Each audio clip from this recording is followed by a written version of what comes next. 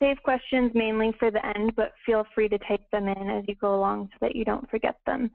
We should have plenty of time for Q&A at the end, and it's definitely important to have this be participatory and a dialogue, so feel free to share any comments or questions that you have as we go along. So this session is managing the non-GMO message, and this is a new series which we are really excited to be launching. And I just want to start by giving a little bit of background.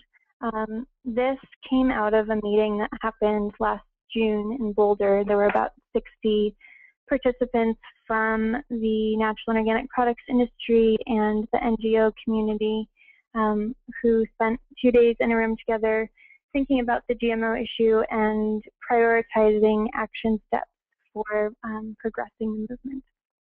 And one of the key things that came out of that was the need to coordinate our messaging more.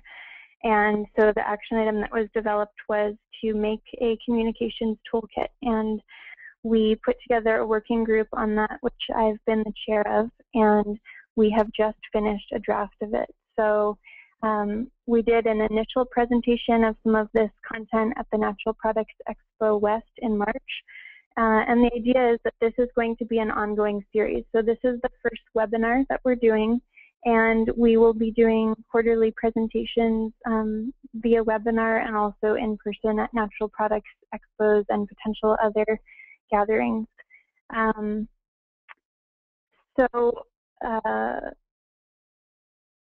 We will, the objective is to communicate about GMOs with clarity, consistency, and effectiveness. And regardless of which sector you're in or the role that you have, the idea is that the tips in this communications toolkit will apply equally. So whether you are a retailer answering questions from the public, or whether you're working for a nonprofit that's involved in these issues, whether you're focused on mandatory labeling or voluntary labeling, the idea is that the communications toolkit really distills the key points. And following this webinar, you will all receive a link where you can register and download a PDF of the toolkit, and you'll simply need to provide some really basic information, name, affiliation, and if you care to share how you'll be using the toolkit, you can. So we're going to go through kind of the broad view of some of the key content in the toolkit, and then you'll have the PDF that you can use.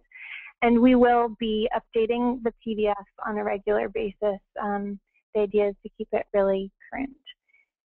So, you know, obviously consumer concern about GMOs is increasing really rapidly in the US and also in Canada. And as it grows, it's really key that everyone who's speaking about GMOs is communicating effectively and is coordinated in our messaging. And so the goal of the toolkit is to provide a coordinated framework for non-GMO communications so that our efforts for change will become more powerful. So why manage the non-GMO message? There's a few key points. First of all, of course, there's a really rapid expansion of the conversation with the state legislation and federal legislation, which we'll talk a little bit about. There's been a lot of efforts to get mandatory labeling at different levels. There is a huge growth in non-GMO Project Verified. It's the fastest growing label claim right now. There's just a lot of interest in this issue, which means there's a lot of opportunity to communicate, and there are a lot of conversations happening. So the goal is to catalyze on that opportunity by coordinating things more. The grassroots nature of the movement, of course, poses the opportunity to coordinate because there are so many voices in the conversation. Again, we have about 130 people participating in today's webinar, so that's great. That's a great start, and hopefully with this series, we'll just keep connecting with more and more people and getting people on the same page about consistent talking points and simple messaging, all the content that we are going to go into today. And then, of course, last but not least, the GMO subject is incredibly complex, and there are a lot of different directions that one could go with communicating about it. There are so many problems with the technology, so many concerns that are arising, And at the same time, a lot of it is really technical in nature and is a little more than the average person cares to absorb. And so there's a real need to simplify the message, and that's a big focus of this toolkit. So just a big picture, current look at the GMO Right to Know movement. There's a lot happening right now, like I said, but I want to mention a few things that have been particularly relevant to putting together the communications toolkit. So the Just Label It campaign is an effort to get national mandatory labeling, and there were over 1 million signatures submitted to the FDA in favor of that, and they're continuing to do work. And they have been instrumental in providing really important data that has informed this toolkit. And it's really, they took a lead for the first time in doing professional surveys and information gathering that no one really had ever done about, what kind of messages resonate and what do people care about and not care about in terms of GMOs. They've done media analysis, focus group surveys, and so all of that information has helped inform the toolkit. The California Right to Know group is an initiative to let Californians vote on whether or not GMOs should be labeled in the state of California. And they've been very successful thus far. They collected, again, close to 1 million signatures to get labeling on the ballot in November. And their Secretary of State just announced 2 days ago that, or it was maybe even yesterday, that it's official, this is going to be on the ballot. So in November, Californians will be voting. And they also have done some good survey work in assessing, as they looked to see, should they move forward with this back a year ago. And some of that survey data has informed the toolkit as well. The Non-GMO project is a key player in the space, obviously, as well. And our focus is not on mandatory labeling, but on voluntary labeling. And so we support the mandatory labeling efforts, and we're very committed to keeping the movement coordinated. However, our approach is to take matters into our own hands and to be able to protect the food supply regardless of government decisions. So, and we have nearly 70,000 fans on Facebook now, and that has helped inform the toolkit as well, just because it is the most active space on the internet for conversation about GMOs, and it's the best resource for current news about GMOs. And we get a lot of insight on a sort of qualitative level as we see people's posts and comments and questions there. So that's been really useful in figuring out how to frame some of these messages. So some of the highlights that we'll be going through today, there's basically 3 sections that we'll be covering. And the first is on tone, and the focus there is just knowing your audience and considering that the messenger and the venue and the tone are as important as the content. That's really key with this. We'll also be talking about terminology and definitions because, again, given that it's a very complex topic, it's useful just for everyone to have a handy resource on what are the best terms to use and what are the simplest definitions. And the terminology section has been really aided by the survey work and also by a media analysis that Just Label It commissioned last summer. And then we will be going through talking points. So there are 3 talking points in the toolkit, and that's a big part of our goal, is to get everyone consistently using these talking points, because our message will be so much more effective and our voice will be so much louder if we are all saying the same few things over and over and over to the media, to the public. So we've really figured out what are the most powerful statements that we can make, what's the best way to focus the conversation, and we've come up with 3 talking points, so we will be looking at those. So first of all, on knowing your audience, it's really important to start with the basics. As probably a lot of us realize, most people don't know what a GMO is. So it's really important to include an explanation of genetic engineering in every press release and on relevant pages in your website and in conversations that you're having. And again, when we get into the definition section, we have some recommended language that you can use. But we've definitely learned over time that if we put out press releases or communication without linking back to what is a GMO and explaining that, we just lose a lot of people. And really, we're just, the lack of awareness in this country is an opportunity, really, to educate people. And obviously, even though a lot more people are becoming aware, and particularly natural and organic shoppers are more and more aware about this issue, there's a big opportunity to educate people who don't know. And we have found that when people find out about this issue, they care and they want to know more. And so we need to make sure we're taking those opportunities to invite them in by starting with the basics and not making any assumptions that might alienate people and make them feel like if they're not in the know, then they can't be part of the conversation. So that's really key, first of all, starting with the basics. Next, appealing to common sense. So the biotech industry appeals to people's emotions, and the non-GMO movement has typically responded by going into lots of detail about all of the science and technical reasons to be concerned about GMOs. And it's incredibly tempting to do that because we have so much truth and so much data on our side.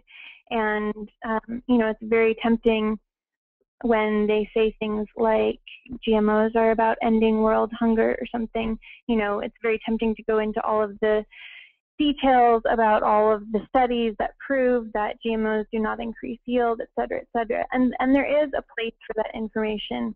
However, we have to recognize that biotech engages people really effectively by meeting them at a really simple emotional level. And that when we go into lots of facts and figures and scientific detail, we lose people. And so one of the goals of this toolkit is to encourage people to think about how we can connect with people on a simpler level, on a more emotional level, and just appeal to common sense, keep it simple and straightforward. Keeping it positive is another really important thing. So GMOs, in my opinion, are scary and shocking. And of course, you know, and a lot of other people in our movement feel that way as well. And so it's tempting to talk about them in a way that's very sensationalized. However, research has shown that that's really not effective. It can work in certain contexts. It certainly is a way to engage a more extreme kind of alternative audience. But if the goal is to really engage the mainstream and spread this message widely, which is the premise of this toolkit and this series, then we need to keep it positive. People do not want more bad news. They want solutions and they want things presented simply. And you'll see when we get into the talking points that there is that focus on keeping it positive. And I'll just go ahead and say now that the #1 talking point is the right to know. And that's an example of, instead of scaring people about everything that's wrong with GMOs, it's just saying you have a right to know what's in your food. This should be transparent. And that's a way to just keep it solution-oriented also. So this can be a hard one. And of course, again, there's a place sometimes to go into more of the scary details, but we have to recognize that even when you're presenting things like the health concerns of GMOs, which are very valid, that if you present it in a way that looks like you're trying to scare and shock people, it turns most people off just because they're overwhelmed, again, already with getting bad, scary news, and they just don't want to be freaked out, and they'll just shut down. They don't want to hear it. So it's really important, even when you're presenting some of the more potentially scary aspects of GMOs, that you just do it in a way that's really empowering for people. Another key thing about knowing your audience is focusing on moms. So studies show that moms women do most of the grocery shopping, and moms are the most likely group to be concerned about the quality of the food that they buy. They're really receptive to the right to know message, to not experimenting on their children. So moms are a really key demographic for non-GMO outreach, and that's something that we're starting to pay more attention to here at the Non-GMO Project, and just think about how can we offer content and resources that are really valuable for moms. And so for others, whether you're a retailer or a food company or another nonprofit, thinking about how you can tailor your communications and materials in a way that is useful for moms.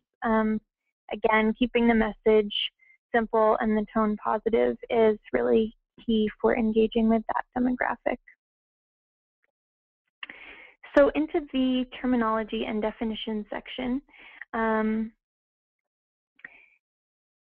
it's difficult to define GMOs simply, and what we eventually came down to is actually breaking this into 3 sentences just to keep it simple. And you'll see on our website, on the non-GMOproject.org, we have other ways of saying this too, but ultimately, we went through a good process with the Communications Toolkit Working Group and looking at what definitions were being used out there in the space by others, and this is, we're happy with this. So, genetically modified organisms, GMOs, are plants or animals created through the process of genetic engineering. This experimental technology forces DNA from one species into a different species. The resulting GMOs are unstable combinations of plant, animal, bacterial, and viral genes that cannot occur in nature or in traditional breeding. So those are the key points to get across. It's experimental, it's unstable, and it combines DNA from multiple species. One of the really interesting pieces of research that Just Label It did that's helping to inform the terminology section of this toolkit was just looking at which terms people were using and what were the most effective terms. And I'm sure lots of us have noticed that there is a lot of inconsistency. And this is like communications 101, right? Like if we're going to try to coordinate our messaging and our voices to talk about something, let's make sure that we're all using the same terms. And right now, there is just no consistency. So we're hoping to start addressing that. And hopefully this research will motivate people. So in terms of, this is a survey that was done last summer of online media. It looked at almost 76,000 results in August and September 2011 in terms of just, and all different kinds of online venues, which terms were being used. As you can see, there is absolutely no doubt that in terms of just a single term in online media, GMO is hands down the winner. It is definitely the most effective, and it is what we should be using when we're talking about an acronym and when we're talking about a noun. But now, to make it a little bit tricky, in traditional media, this was a survey of a 5-year period from July 2007 to July 2011. This search included 330 stories, including editorial content, letters to the editor, and op-eds. And as you can see, genetically modified was a close runner-up, but genetically engineered was definitely the most frequent term used. And we've also seen from focus groups that genetically engineered and genetic engineering better capture for people what this is all about. It helps them, it connotates something that's done in a lab that's very technical in nature, that's not at all traditional or natural, and so it's a really effective term.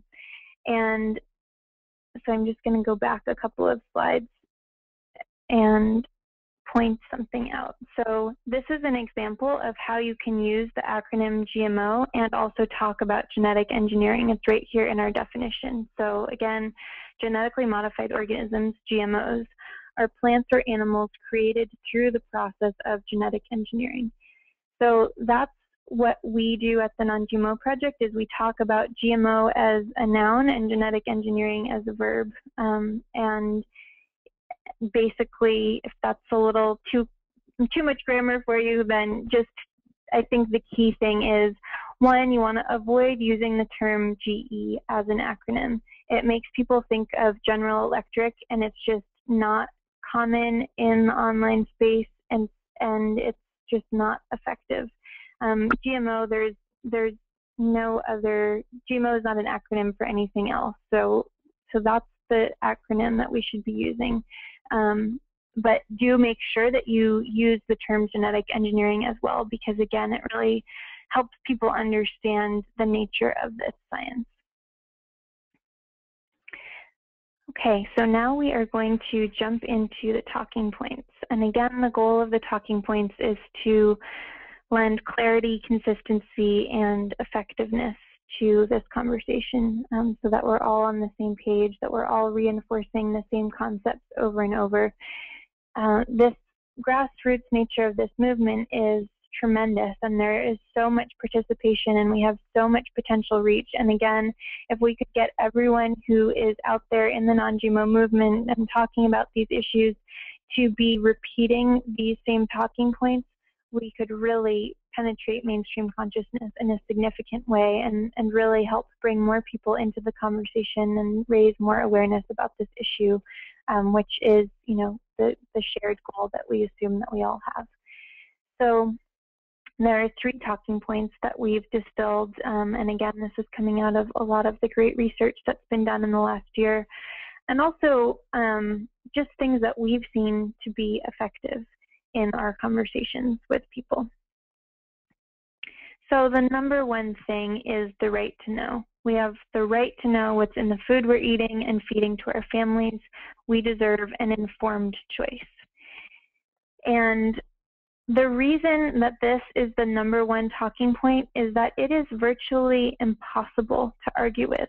Nobody wants to say that people don't deserve to know.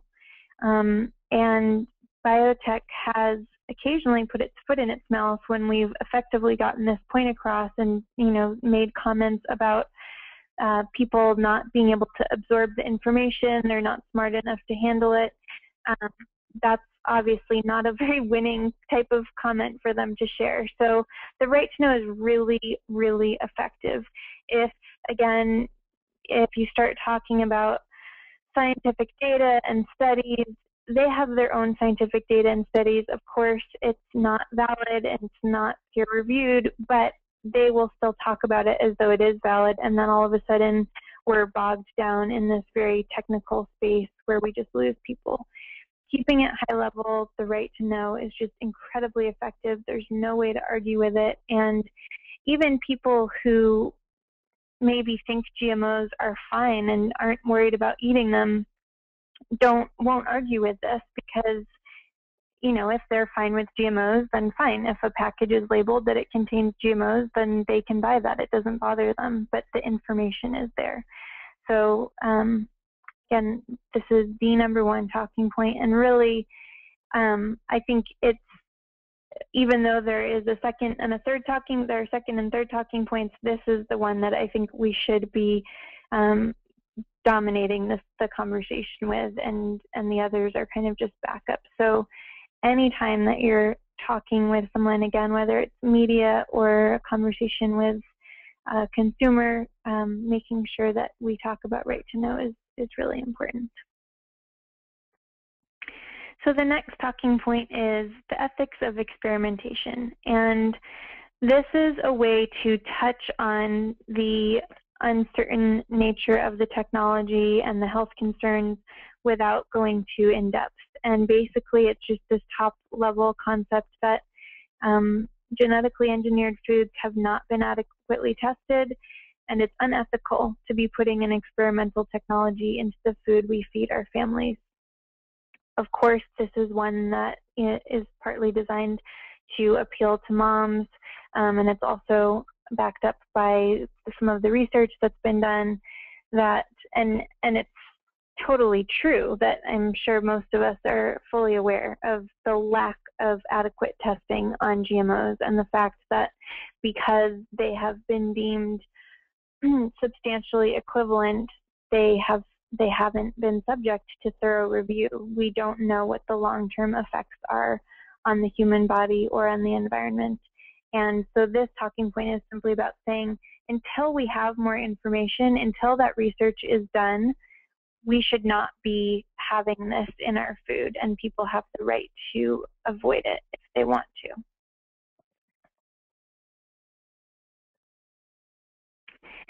So the final talking point is one that I personally have found to be really effective. I've had a lot of conversations over the past 5 or 6 years with mainstream people who don't know about GMOs, don't identify as environmentalists or as organic consumers. And, you know, it might be someone at the rental car counter at the hotel check-in, and sometimes they really want to go into deep conversation about what I do for work and what is a GMO. And, you know, I'm always sensitive to not bombard people unless they're really asking, but I have had those conversations, and what I have found to be incredibly effective is as soon as people find out that in almost every other developed nation in the world, GMOs are labeled, their eyebrows go up, and they all of a sudden think, okay, maybe this isn't just like a fringe thing for organic foodies to be worrying about, but wow, if it's not been proven, tested, and safe to be, you know, and to such an extent that all of these other countries require labeling, then we should have this information too. So this can be a really great talking point. So nearly 50 countries require labels on GMOs, and many of these also have severe restrictions or bans against GMO food production or sale. And one interesting thing, which there's a little more detail in the toolkit listing some of the countries.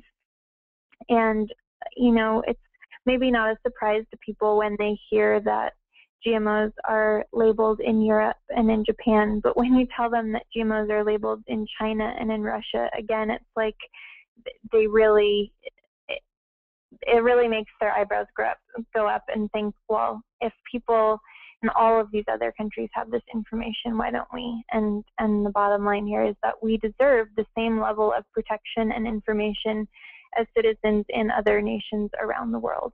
Again, whether or not an individual is concerned about the safety of GMOs is just very basic.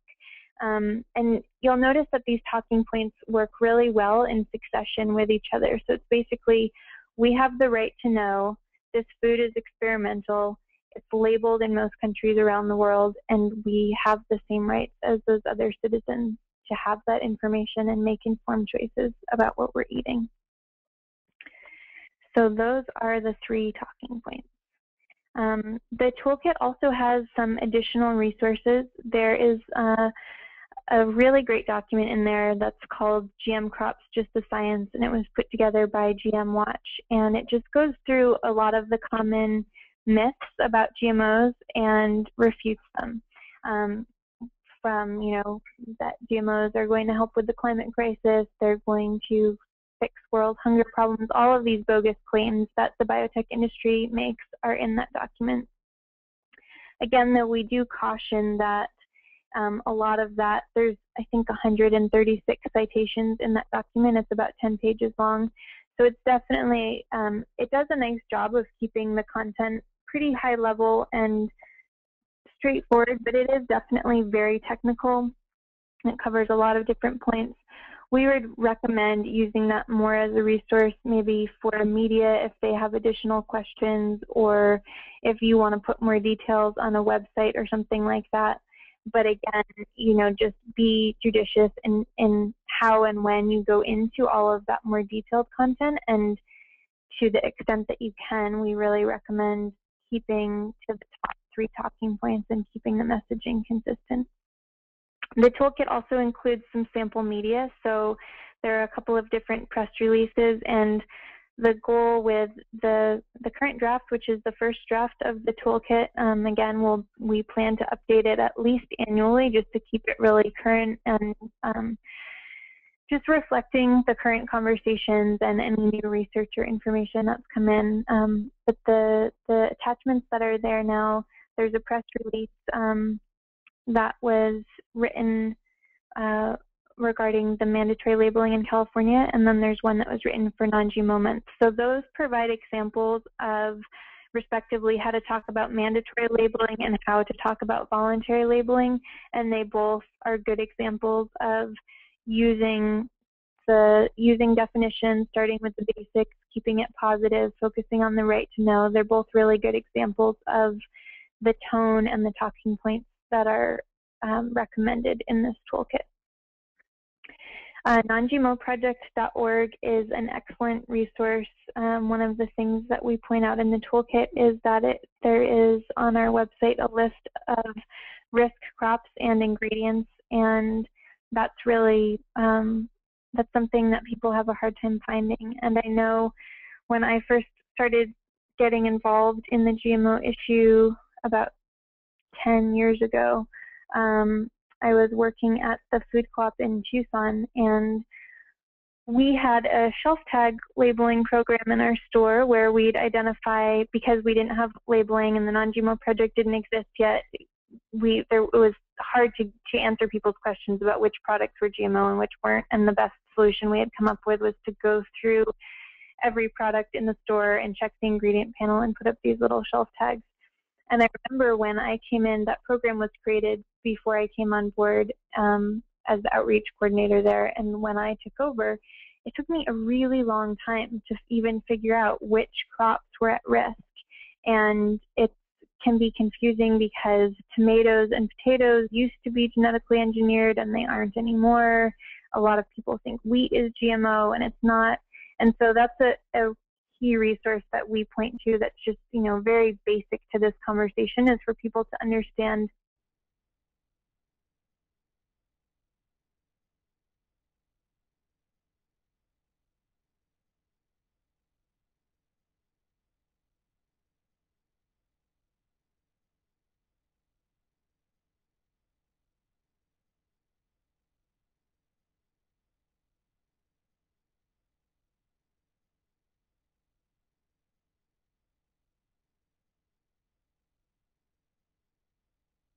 current news and information. We post there usually at least 1 to 3 times a day, and like I said, we've got about 70,000 fans, so there's a lot of people contributing to the conversation and having dialogue.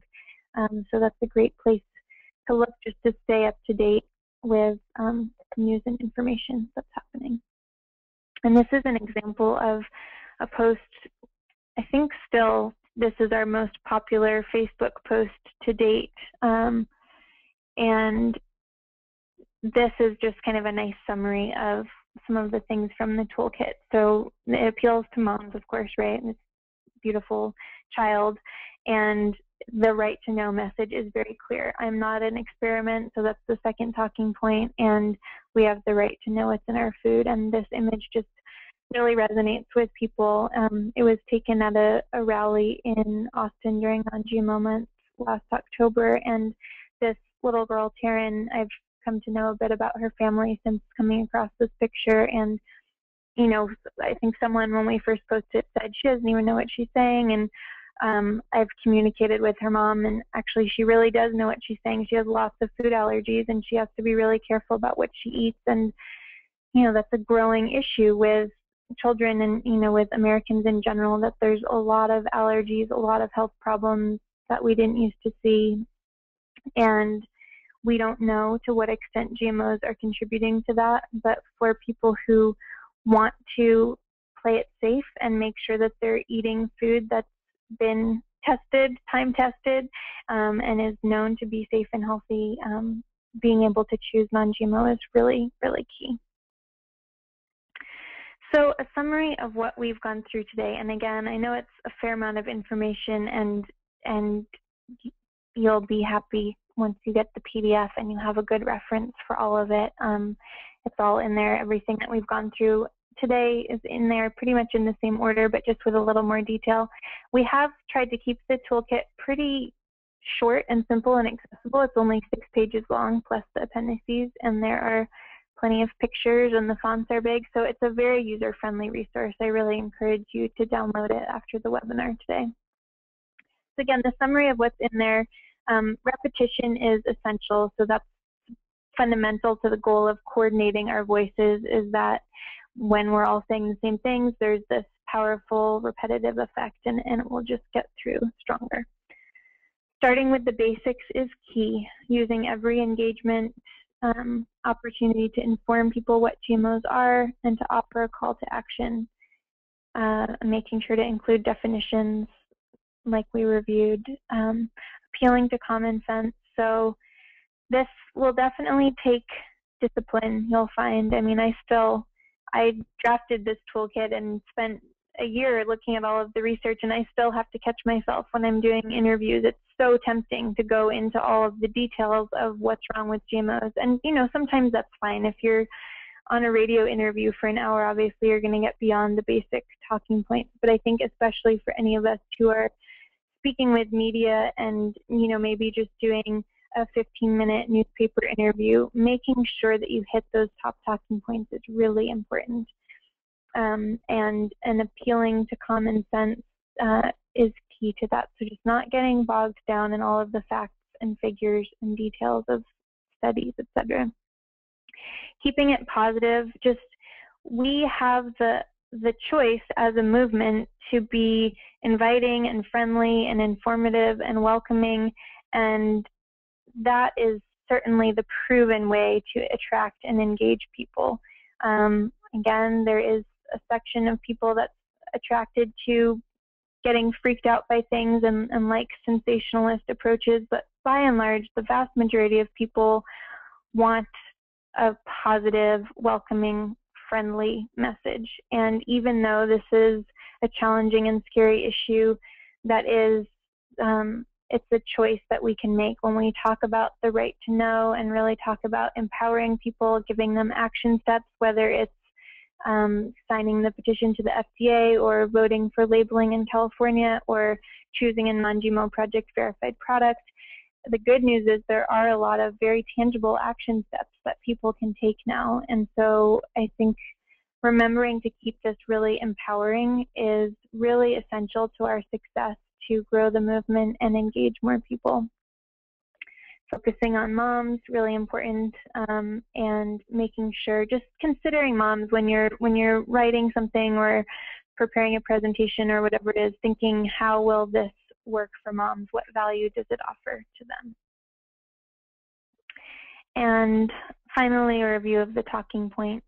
And again, repetition is essential. If we collectively drive home these points, our message will get through much louder. So we have the right to know what's in the food we're eating and feeding to our families. We deserve an informed choice. Genetically engineered foods have not been adequately tested. It's unethical to be putting an experimental technology into the food we feed our families.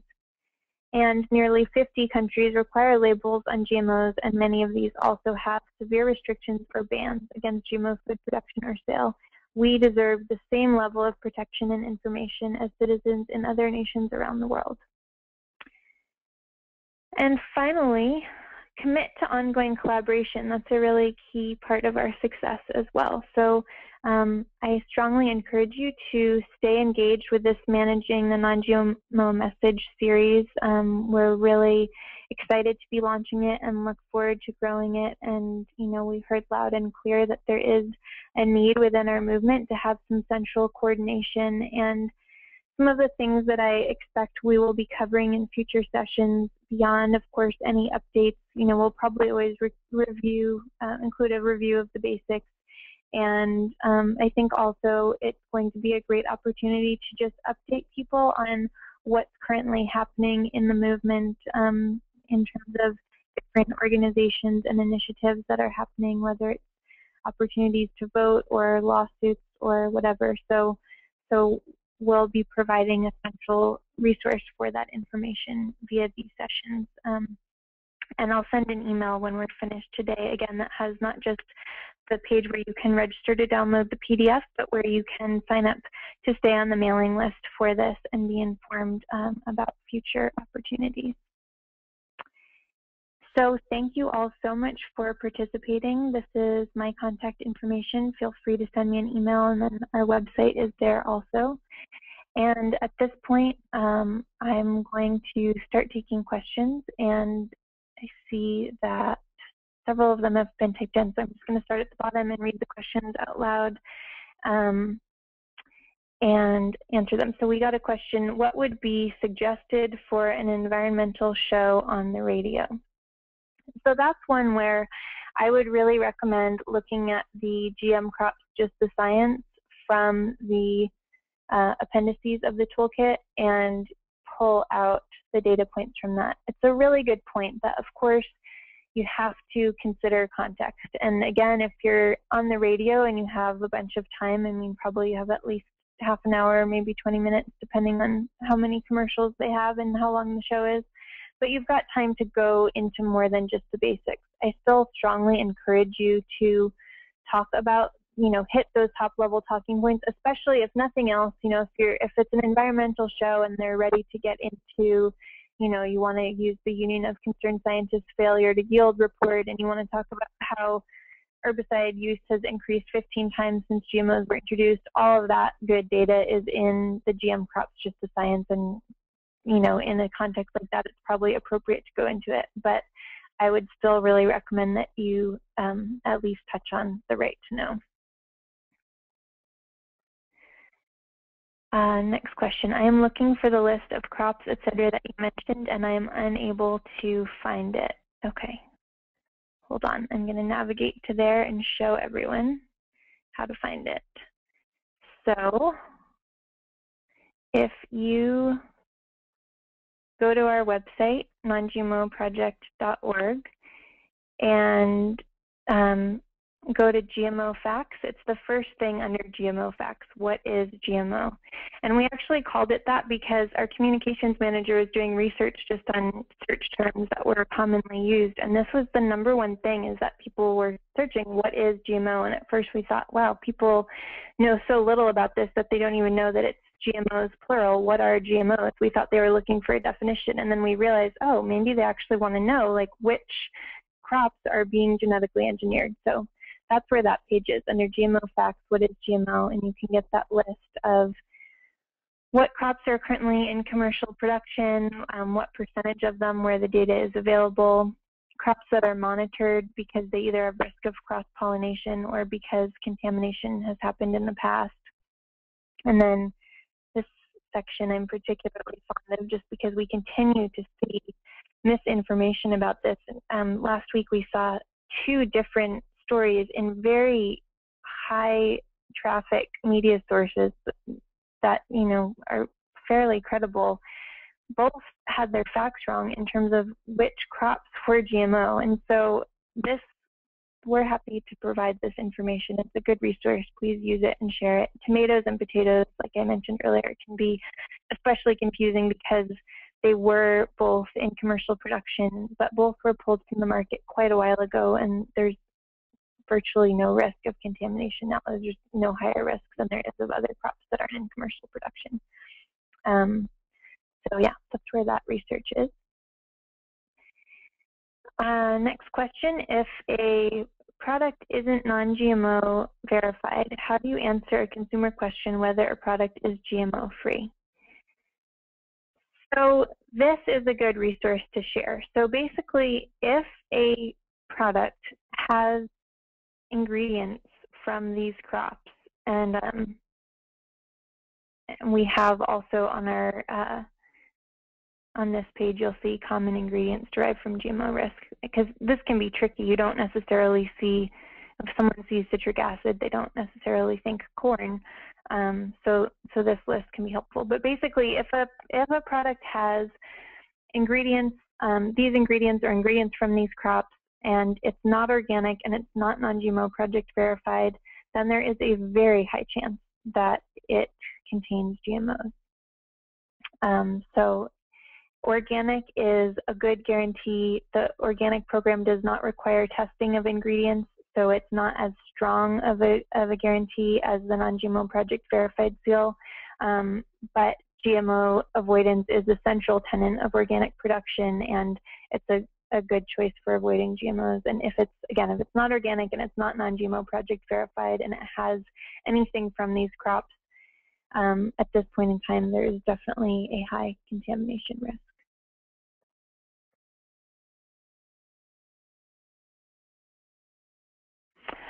Okay, so someone asked, talking point, why is China highlighted red if they require labeling? That's a really good question, and that's just the image that was pulled from the slide. China, the countries highlighted in that slide were countries that do have some GMO production, as opposed to labeling. So sorry, there's just a disconnect. I didn't explain that graphic. So there are GMOs grown in China, but they do have mandatory labeling. There's a question, can we have this presentation? I am definitely open to that, sure. I would say if you would like a copy of this, it would be great if you could just send me an email and let me know how you plan to use it, and I'd be happy to share it. Can organic foods be GMO'd? So I think hopefully I covered that. If you have more questions about that, feel free to email me. And I think that's it for the questions that I see. If anyone else has questions, please feel free to type them in. Oh, I see a couple of hands up. Just check if you're, before I call in anyone, check and see if there's a couple of you that have your hands raised. Make sure that you mean to have them raised because I'm going to call on you. Okay, so Anne, I just unmuted you. Anne Frasch, did you have a question that you want to ask?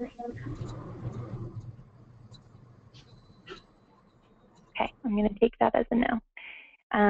And I think the other hand, the questions already got asked. So good, I think we've covered it all. I really appreciate your time today, and I look forward to continuing this work together. Again, I'll send out an email shortly with the registration where you can download the PDF. And if you have any questions, I encourage you to contact me and let me know. And if you have ideas for what you think would be good things to cover in future sessions of managing the non-GMO message, we would really appreciate that feedback as well. So thank you all. Let's keep in touch.